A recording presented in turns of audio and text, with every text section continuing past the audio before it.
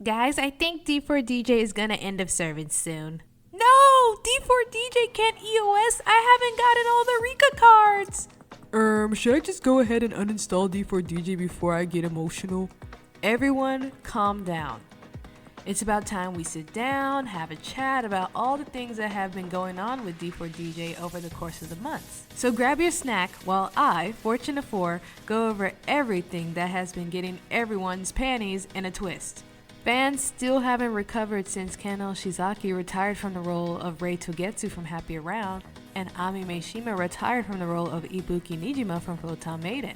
We have gotten in recent news that Saya Otsuka will be graduating from the role as Nagisa Tsukimiyama from Rondo, and Himari Hazuki will be graduating from the entertainment industry as a whole at the end of March, meaning she will not be playing the role of Saori Hidaka anymore. Two more people decide to join the leaving lineup, and that includes Sakura Yoshida, who played Hare Kanda from Ego Egg, and Miyu Koshiba, who played Ichihoshi Mikumo from Ego Egg as well.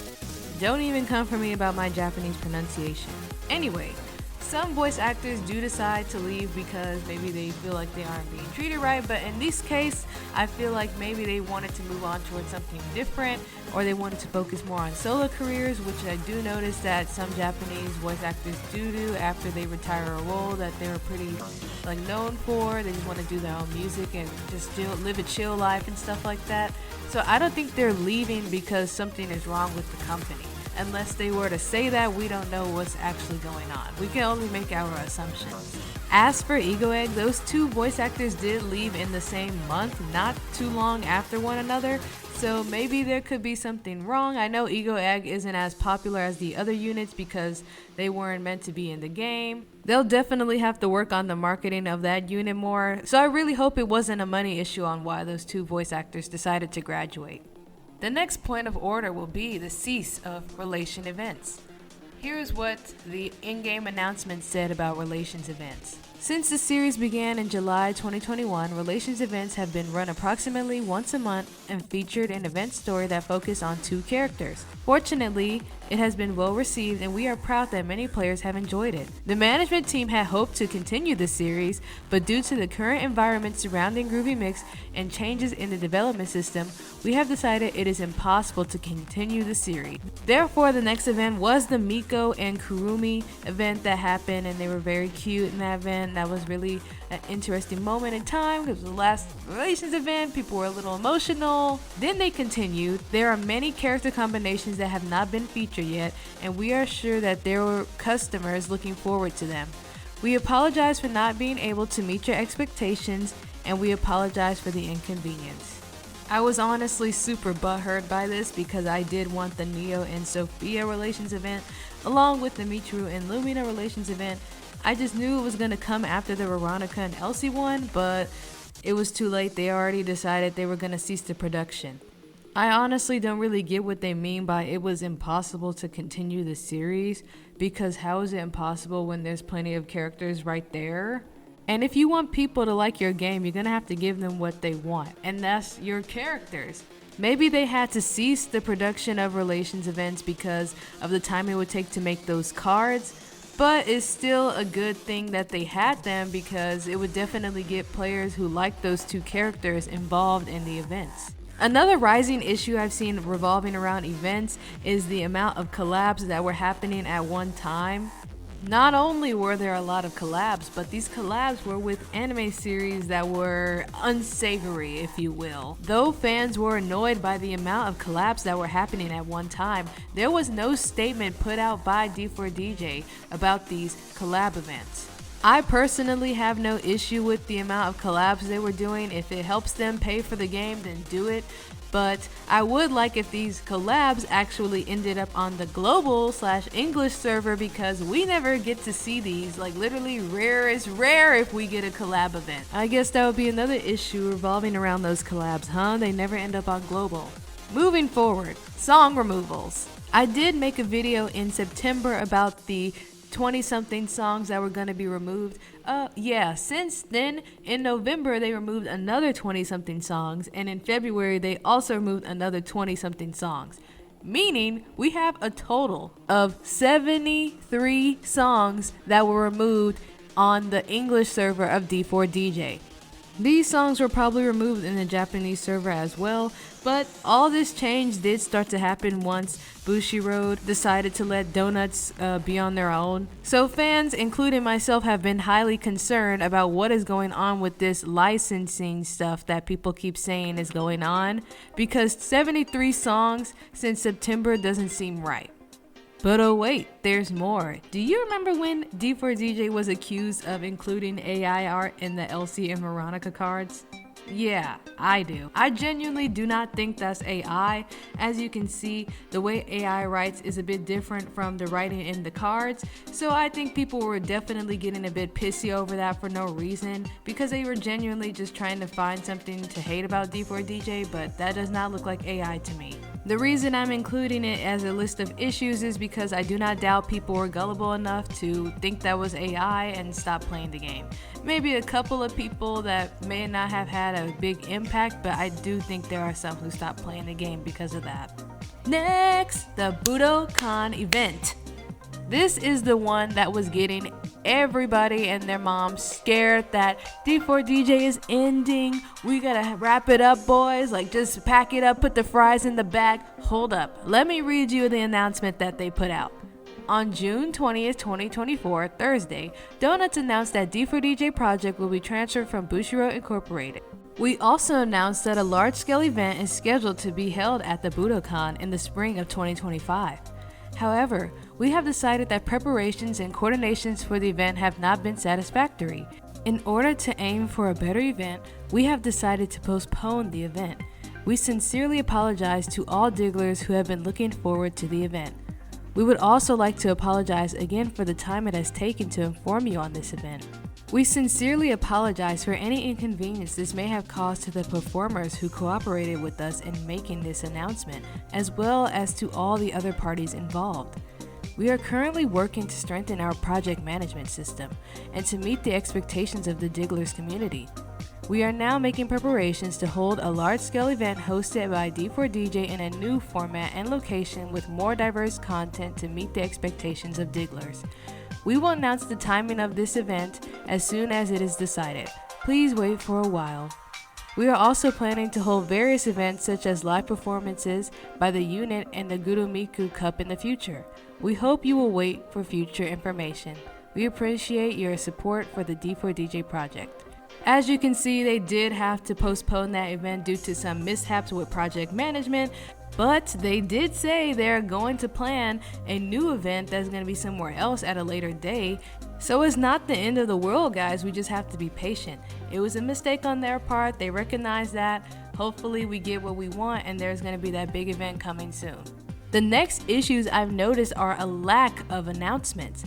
There have been no announcements regarding another anime season as per this video. The last animation that was put out was that YouTube miniseries on Shorts, and it's very strange and bizarre, and I don't know how many fans were able to watch that yet. After that, there was no more announcements about an anime, and because Donuts is a game company primarily, we're not sure on what they're going to do about making another anime, as Bushiroad was in charge of getting that anime animated and produced and so forth. There was an Abyssmare and Unicorn cameo at the end of Allmix, and fans were definitely hoping for those two units to have their own season or just more OVAs and stuff like that, or even a movie. But as of right now, there are no plans for an anime. Here is my own personal gripe with Donuts games. Where is the fan engagement? I know on social media they used to post quizzes about the characters' personalities and things the characters liked and stuff, and they would also have the best girl voting in the game when the anime came out. And it's just sad to see those kind of things go away and they only post like updates about the game and stuff. You can post things that will get the players engaged. Like, that's how games succeed, is by player engagement.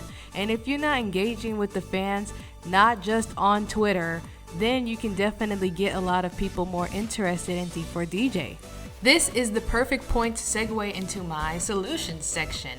I didn't want to make a video that was just listing all the negative things about what's going on with D4DJ. So I have an open letter style list of requests that the developers at Donuts Games could possibly use to help them improve the overall impression of the game. First and foremost, I would suggest that you guys hire more translators and include English translations at the bottom of important Japanese news on the website. The news updates only come out in Japanese as of right now, and we have to rely on translators such as Google Translate or DeepL to help us understand. If you were able to put a translation at the bottom of these announcements, it would make it more accessible to people who may not be able to use those translators for some reason or find inconsistencies when they do use those translators. All the fans do not speak Japanese, so it is important to be able to cover a wide range of fans so that everybody can feel included when there's something important going on. Another thing I would suggest, which is going back to the quizzes, is having more fan challenges. I did see that there was a drawing challenge a while back for D4DJ. They should definitely introduce stuff like that again and definitely be posting more on their social media. That's just not like game updates. They could do some funny posts or fun facts about the characters. It's just stuff that people can engage with and retweet. They could also utilize their other social medias. I know they primarily do retweet campaigns on Twitters, but maybe you could do a story share campaign on Instagram or a repost campaign on Facebook. It's just so many different social medias that you guys can use. They even have a TikTok account that they use, but there could definitely be some sort of TikTok challenge. I'm not sure. Maybe they get the voice actors to do a dance and then people recreate the dance. I don't even know. But this is just some ideas that they can use. Credit me though. And this is a big one. We need more events outside of Japan. I know it's gonna cost a lot to get those people over here. Traveling from Japan is not cheap. However, there are budget airlines that I know of that are in Houston, Texas and Los Angeles, California that go straight from those cities to Japan. Maybe you could organize a couple of voice actors to come to the United States and do some events here, and then definitely try to get more people involved and more fans to come to those events that speak English. I'm sure plenty of fans in the United States would be more than happy to travel to go see D4DJ within their own country because the tickets would cost way less. There's so much potential in other parts of the world. We have seen multiple East Asian musicians get popular outside of the country they're from. So it's not impossible for them to get more traction in other countries too. Personally, I would love to go to an event like they had at Anime NYC, which is a convention in New York City.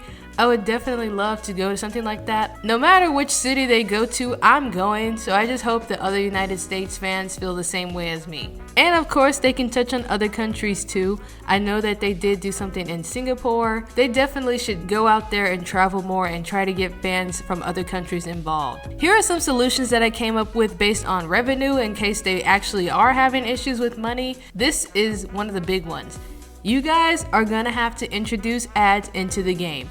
I didn't play Cookie Run Kingdom or Project Sakai for a long while, but when I reinstalled the games, I noticed that they had ads. These ads would give players rewards that they could use in the game for like various item upgrades, just little extra stuff that they could use for their cards. And in Cookie Run, it was a bit different. It was like diamonds, coins, upgrade materials. Some people play Cookie Run who understand what I'm talking about. But what I'm trying to say is that you can utilize ads to reward players because of course people want extra stuff that they can use for their cards, so they would watch your ads. And they will only have to be like 30 seconds. Games with ads is very common these days, so I highly doubt people would be against the game introducing ads if they felt like they needed it for the money.